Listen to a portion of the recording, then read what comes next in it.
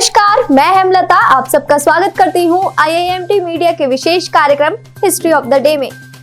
आज के दिन ही आपातकाल में प्रेस पर लगाए गए थे कड़े प्रतिबंध। ब्रिटिश शासन के बाद भारत में पहली बार ऐसा हुआ जब आपातकाल के दौरान 28 जून 1975 को सरकार ने प्रेस पर प्रतिबंध लगा दिया।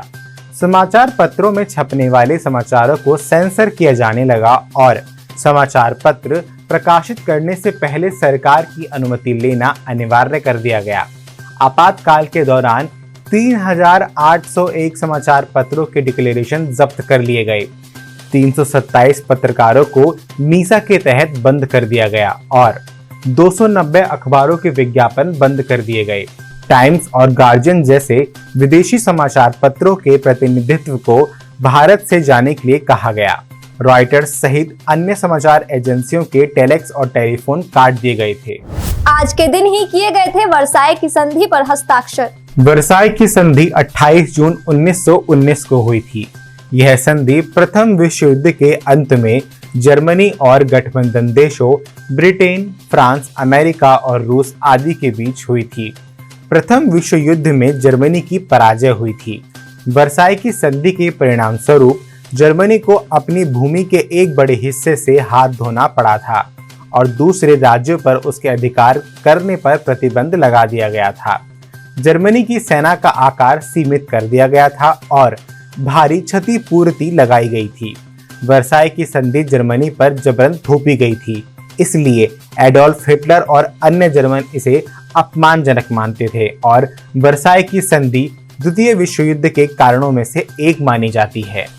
आज के दिन हुआ था पूर्व प्रधानमंत्री पीवी नरसिंह राव का जन्म। पूर्व प्रधानमंत्री पीवी नरसिंह राव का जन्म 28 जून 1921 को हुआ था।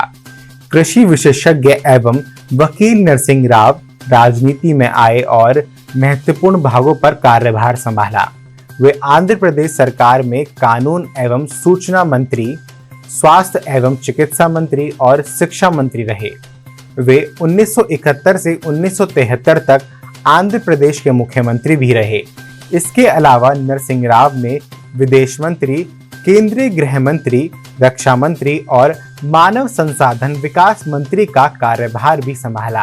आज के दिन ही अमेरिका की जीत के साथ समाप्त हो गया था सुलीवन का युद्ध। 28 जून 1776 को अमेरिका की जीत के साथ ही सुलीवन द्वीप का युद्ध समाप्त हो गया। अमेरिका के युद्ध का परिणाम केवल इतना नहीं हुआ कि 13 उपनिवेश मात्र देश ब्रिटेन से अलग हो गए, बल्कि वे उपनिवेश एक तरह से नए राजनीतिक विचारों और संस्थाओं की प्रयोगशाला बन गए। इन उपनिवेशों ने पहली बार 16वीं और 17वीं शताब्दी के यूरोपीय उपनिवेशवाद और वाणिज्यवाद को चुनौती देकर विजय प्राप्त की थी। इसके बाद यही संदेश दुनिया के अन्य उपनिवेशों में गया और वहां भी स्वतंत्रता के लिए आंदोलन शुरू हो गए और धीरे धीरे और कई देशों को स्वतंत्रता मिली। आज के लिए बस इतना ही। कल फिर भेंट होगी इतिहास में दर्ज कुछ और महत्वपूर्ण जानकारियों के साथ। तब तक के लिए देखते रहिए और सब्सक्राइब कीजिए IIMT मीडिया।